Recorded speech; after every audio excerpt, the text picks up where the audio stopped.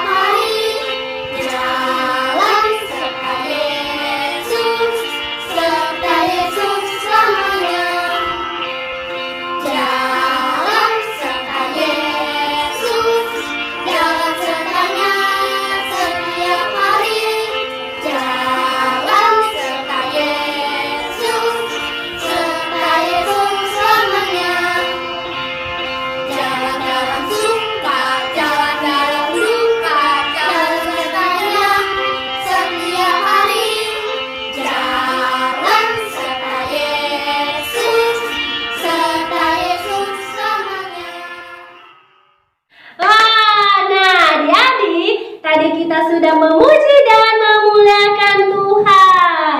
Dan sekarang saatnya kita mendengarkan cerita. Kakak mau adik-adik harus duduk yang manis. Bagaimana cara duduk yang manis? Dan juga tidak boleh mondar-mandir ke sana ke sini. Jadi harus fokus mendengarkan cerita supaya adik-adik bisa mengerti. Adik-adik, pada zaman dulu ada dua orang kakak beradik. Mereka berasal dari suku Lewi.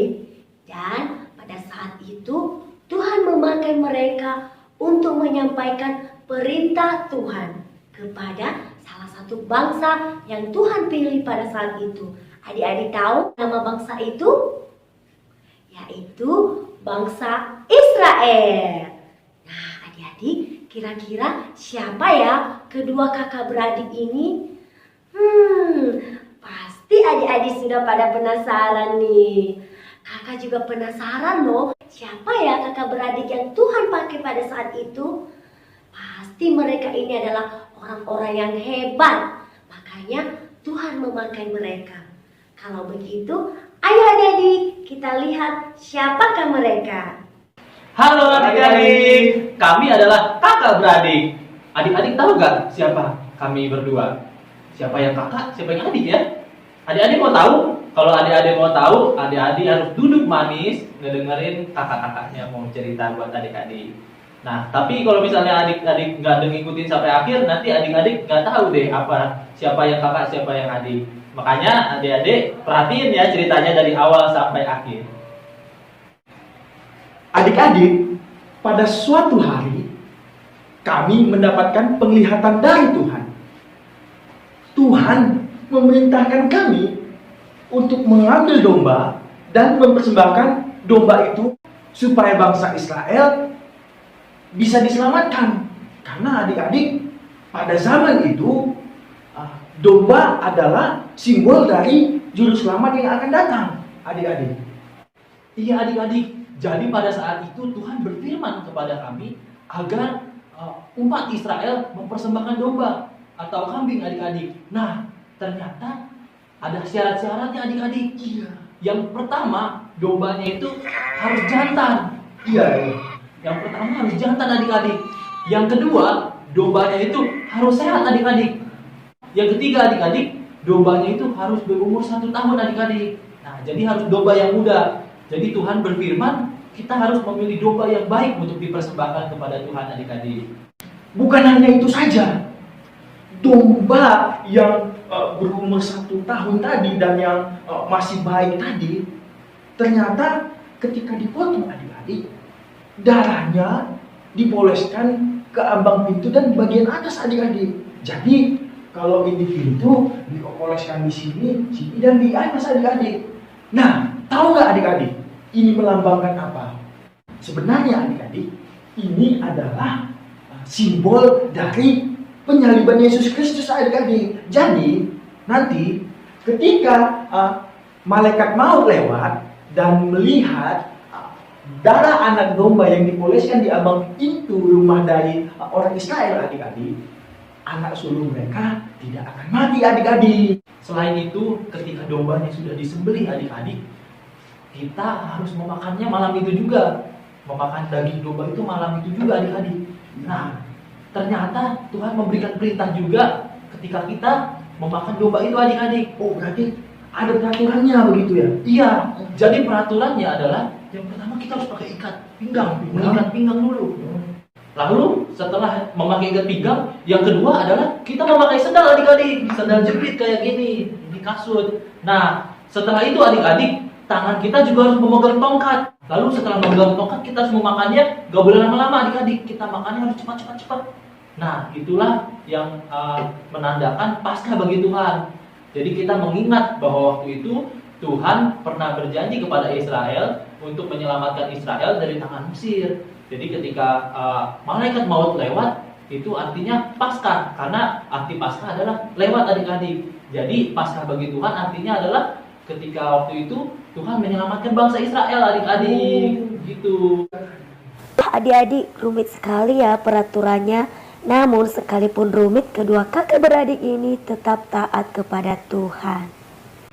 Nah adik-adik, sekalipun ada banyak sekali aturan-aturan yang dilakukan untuk menyembelih domba ini, tetapi kami berusaha untuk taat melakukannya.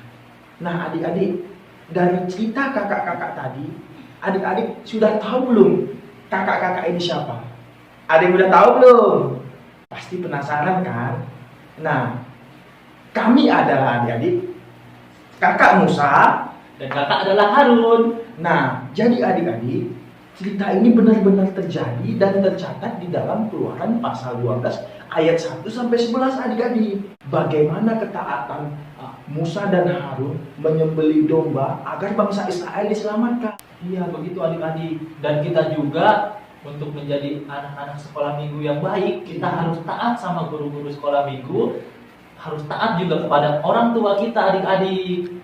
Makanya yang tadi kita sudah dengarkan, kita harus lakukan. Iya, betul. Nah, adik-adik, bukan hanya itu saja, kita juga patuh dan taat terhadap orang yang lebih tua dari kita adik-adik. Iya. Itu menandakan kita adalah orang yang sudah diselamatkan. Betul nggak Kak Harun? Iya betul, itu tandanya anak baik yang patuh sama Tuhan. Nah adik-adik, sekian cerita sekolah minggu dari kakak-kakak. Nanti kita ketemu lagi di video yang selanjutnya. Nah adik-adik, jangan sampai di situ. Nah sekarang ada pertanyaan dulu dari Kak Samuel dan dari Kak Peter. Ada 3 pertanyaan untuk adik-adik yang adik-adik harus jawab. Yang pertanyaan yang pertama adalah syarat yang Tuhan berikan kepada bangsa Israel untuk mempersembahkan domba. Dombanya itu harus jantan atau betina?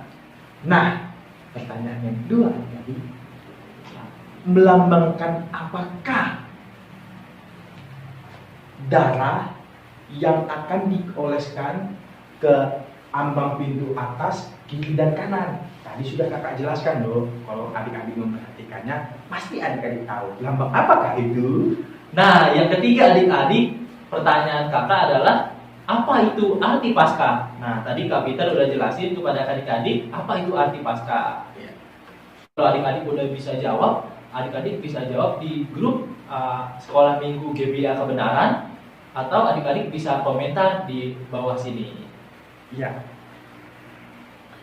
Oke adik-adik, gak terasa ya, kita sudah sampai di penghujung dari cerita kakak-kakak. Nah, sebelum kita berpisah adik-adik, alangkah baiknya kita berdoa terlebih dahulu. Nah, kakak mengajak adik-adik untuk melipat tangannya, menutup matanya, kita berdoa. Bapa di surga, terima kasih untuk pimpinan-Mu. Kami mohon ya Tuhan agar Engkau yang menerangi hati dan pikiran adik-adik kami yang ada di rumah agar dapat memahami dan menerapkan cerita yang sudah mereka dengarkan. Terima kasih Tuhan Yesus, hanya dalam nama-Mu kami sudah berdoa. Amin. Amin. Sampai ketemu lagi di video selanjutnya dan Maranatha.